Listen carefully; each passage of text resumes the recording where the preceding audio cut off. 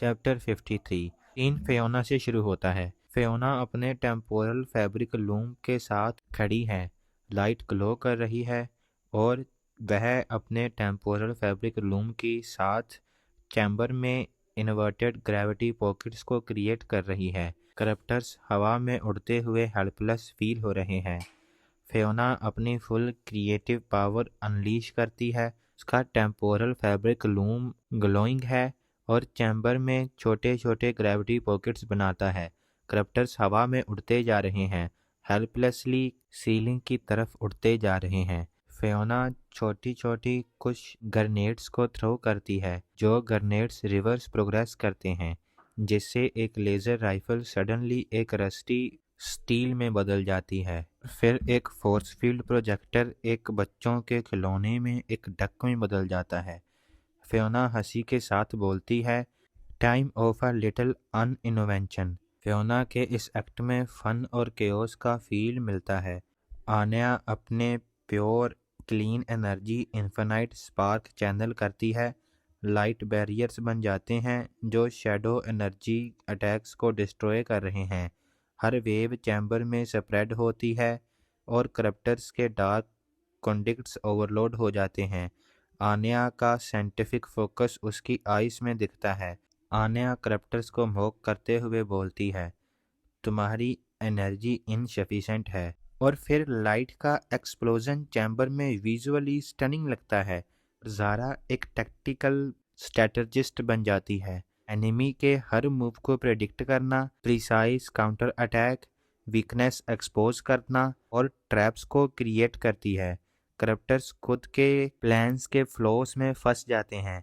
एक मोमेंट ज़ारा धीरे से कहती है चेकमेट, और उसके ब्रिलियंट प्लान से सभी एलाइट गार्ड्स अपने आप में कंफ्यूज हो जाते हैं। और इस सीन में हम देखते हैं ज़ारा का टैक्टिकल ब्रिलियंस। ज़ारा किसी से कम नहीं है और टीम वर्क के साथ ये और भी स्ट्रॉन्ग हो जाती है।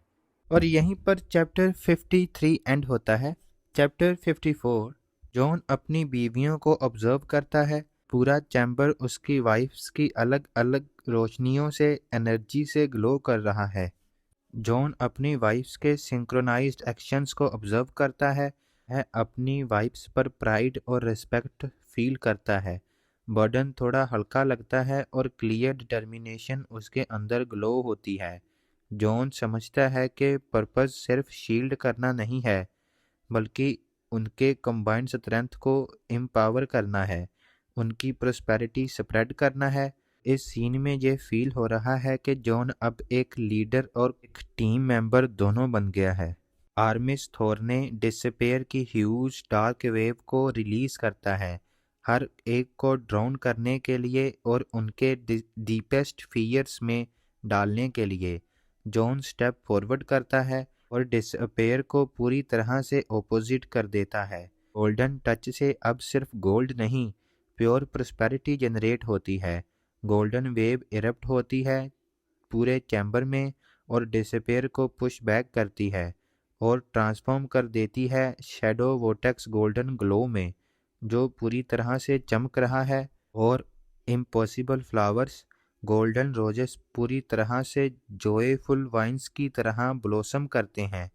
चांटिंग प्रीस्ट कंफ्यूज होते हैं और कुछ करप्टर्स के लोग भी जोए में हंसने लगते हैं।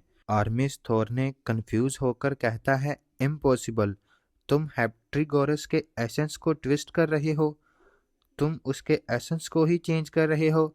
जॉन कहता है, मैं ट्विस्ट नहीं करता, मैं बैलेंस करता हूँ। तुम डिसपेयर फीड करते हो थोर्ने, मैं प्रोस्पेरिटी को फीड करता हूँ। और मेरी फैमिली प्रूफ है कि होप हमेशा सरवाइव करेगी, चाहे कितने शैडोज हों। आर्मिस थोर्ने का हॉरर और एंगर दिखता है और जॉन का काम और कॉन्फिडेंट ऑरा भी पूरी तरह से फील हो रहा है। टेंशन और रिलीफ दोनों हैं इस सीन में। ये मोमेंट इमोशनली हैवी और विजुअली स्टनिंग है। और यहीं पर हमारा चैप्टर 54 एंड होता है। चैप्टर 55 गोल्डन वेव और हेप्टागन की पावर्स कंबाइंड वोर्टेक्स शैटर होती हैं और वाइब्रेंट कलर्स में फील होती हैं।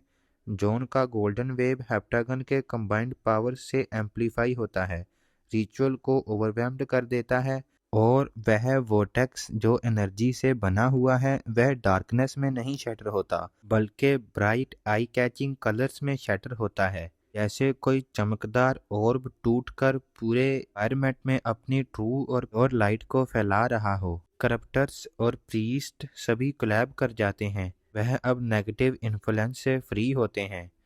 यह क्लियरली समझ आ रहा है कि डिसअपियर की पावर डिस्ट्रॉय हो गई है और एक फ्रीडम का फीलिंग पूरी जगह पर फील हो रहा है। आर्मिस थोर्ने का कनेक्शन अब हैट्रिगोरस से लूज हो जाता है।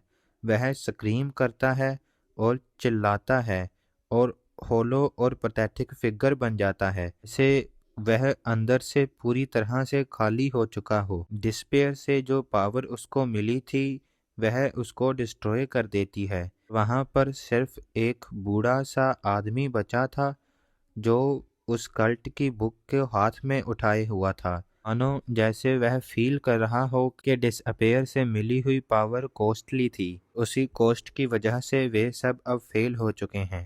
और फिर उस सीन में फॉर्चूना अपीयर होती है। वह जॉन से कहती है हैड्रिगोरस का लिंक टूट चुका है, वह पुश बैक हो चुका है अपने शैटर्ड ब्रोकन डिमेंशन में। वह वीक है, होल्ड ब्रोकन है, लेकिन डिस्ट्रॉय नहीं हुआ। तुम्हें हेप्टागन अलायंस की यूनिटी कंटिन्यू रखनी होगी। फॉर्चूना प्राइड और रिलीफ दिखती है, टेंशन रिलीज होती है, लेकिन रिमाइंडर है कि फाइट कभी ओवर नहीं होती। फिर जॉन देखता है अपनी वाइफ्स को, Isabella elegant, Akari joyful, Priya sharp, Fiona creative, Anya precise और जारा स्ट्रेटेजिक है। एक कलेक्टिव इमेज है पॉजिटिव ह्यूमन एस्पेक्ट्स का। जॉन फाइनली स्माइल करता है, वह फुलफिलमेंट और प्राउड की फीलिंग के साथ है। जॉन कहता है माई कर्स हैज़ अ पर्पस, बेमतलबी का रिच और accidentally save the world with incredible women bye my side. की वाइफ्स उसको सराउंड करती हैं, वह एक दूसरे के हाथ को पकड़ते हैं और जॉयफुल अप्रूवल विजिबल होता है। वार्मथ, सेटिस्फैक्शन और होप फील होती है उन सभी के चेहरों पे। गोल्डन टच जो फ्रस्ट्रेशन का सोर्स था अब कैटलिस्ट बन गया है वर्ल्ड सेविंग अलायंस का। हेप्टागन रेडी है बैलेंस के रूप में, फ्यूचर थ्रेड्स के लिए।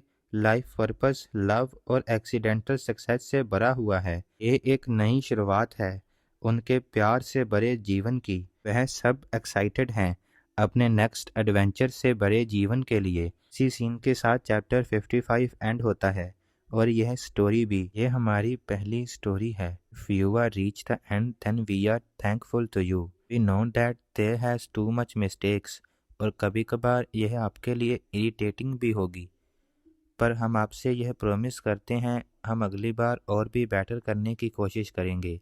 At last, thanks for watching.